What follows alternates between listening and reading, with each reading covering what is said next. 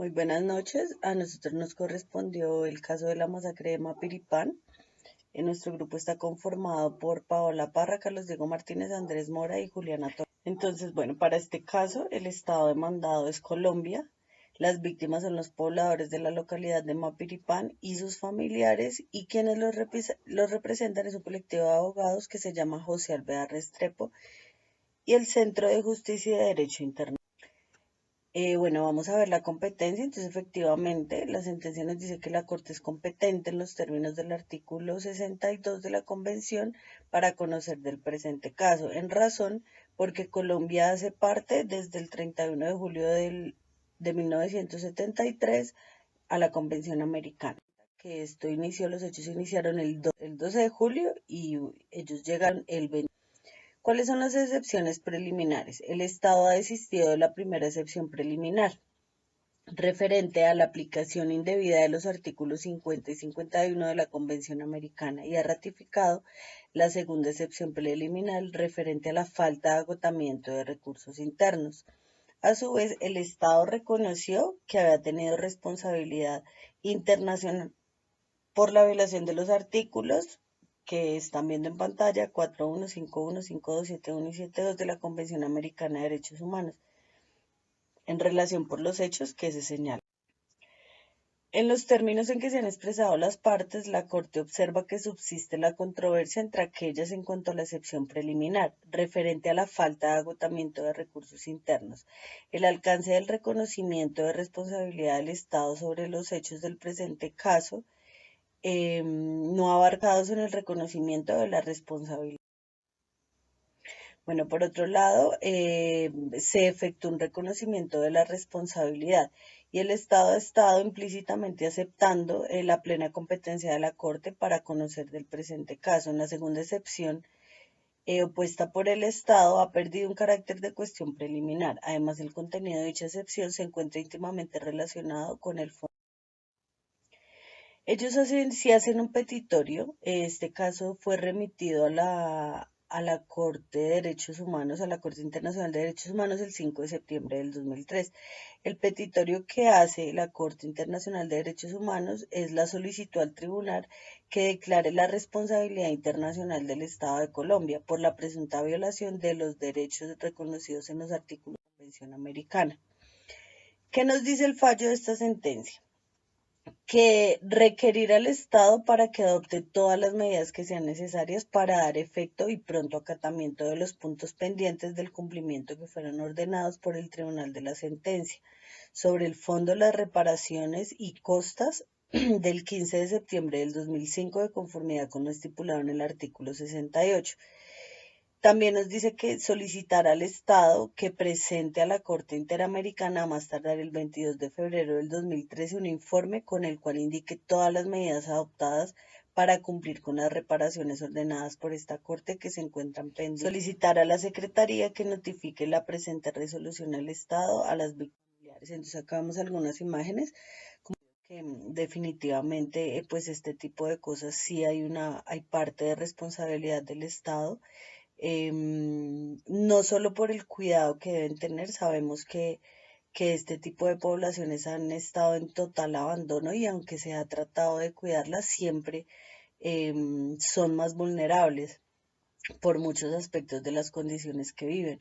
Pero hay algo muy importante a tener en cuenta, y es que aunque no hubieran podido prevenirlo, sí no se le ha dado el cuidado a las víctimas, y es lo que solicita el fallo de la sentencia, y es empezar a mirar cómo se reparan los daños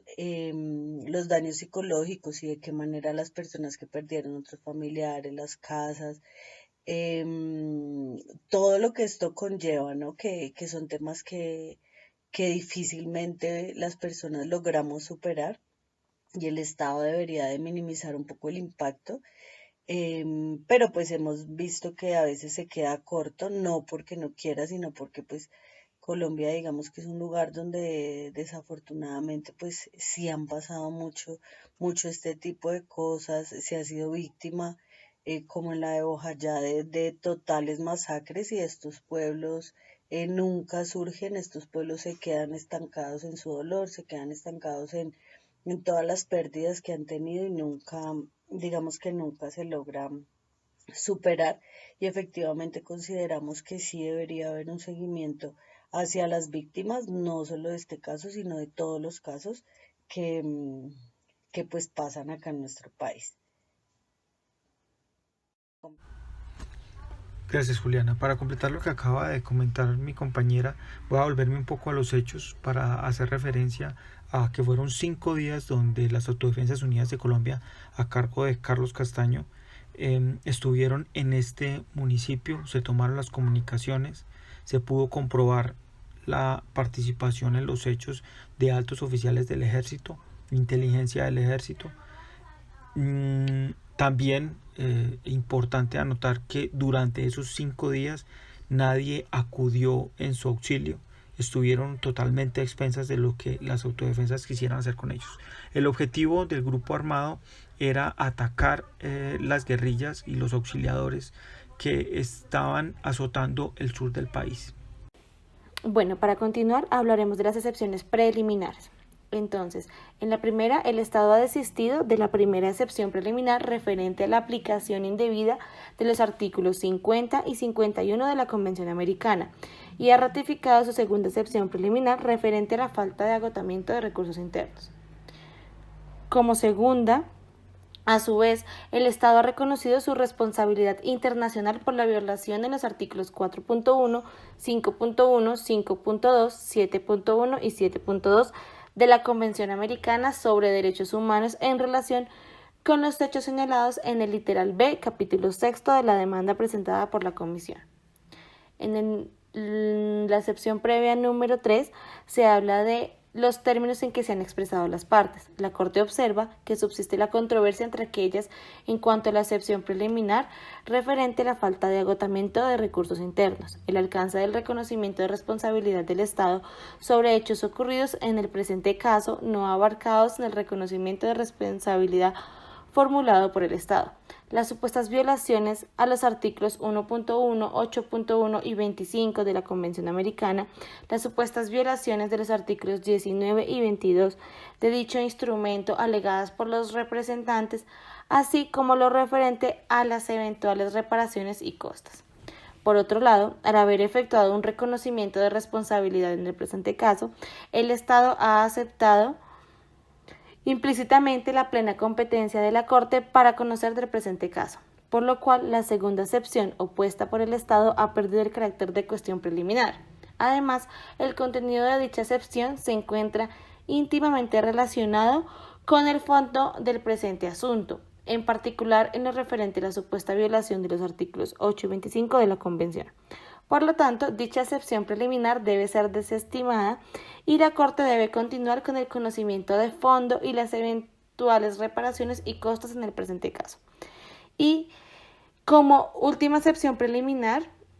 en consecuencia, si bien dicho reconocimiento manifestado por el Estado no interrumpe el trámite de la recepción de la prueba testimonial y pericial ordenada, el objeto de los testimonios y peritaje determinado en resolución del presidente deberá restringirse en lo pertinente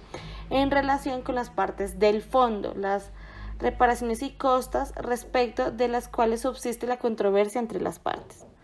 Y ya aquí damos paso con mi compañero Andrés, que les va a hablar sobre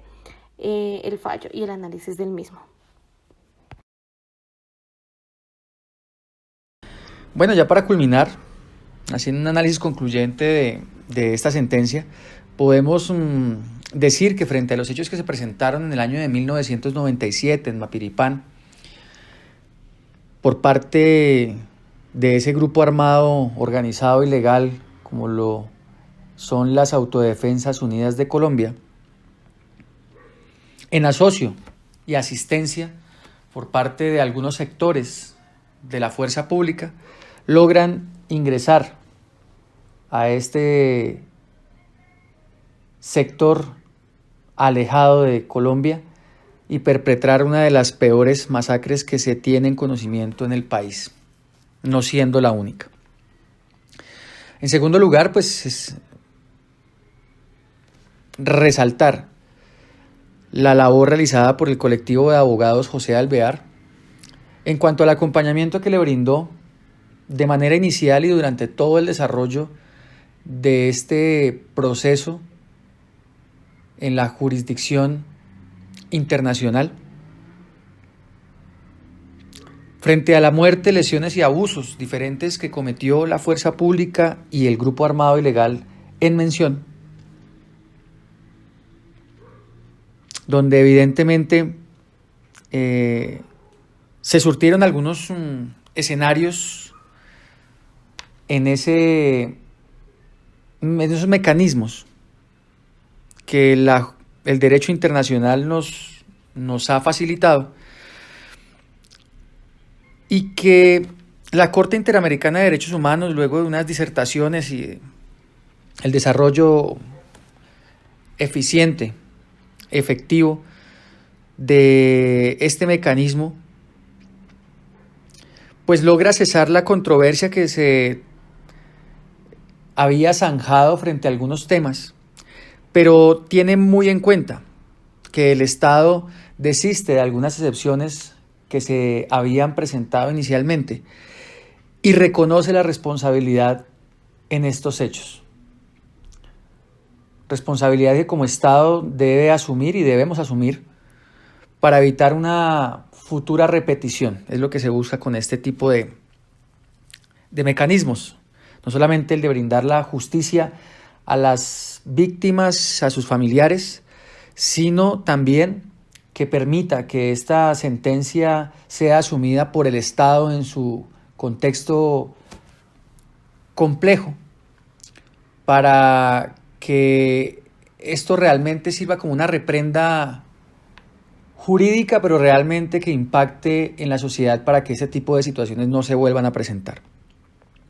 En ese sentido, reconocer las decisiones que se toman en cuanto a que el Estado debe efectuar y acelerar todos los mecanismos, agotar todos los mecanismos que se ordenan por parte del Tribunal de Sentencia, destacar esas presentaciones del informe en el año 2013, establecer todos los mecanismos para la reparación de las víctimas, solventar los puntos pendientes y obviamente generar las notificaciones correspondientes. En esa medida, destacar el compromiso con el que actuó la Corte Interamericana de Derechos Humanos y en efecto destacar también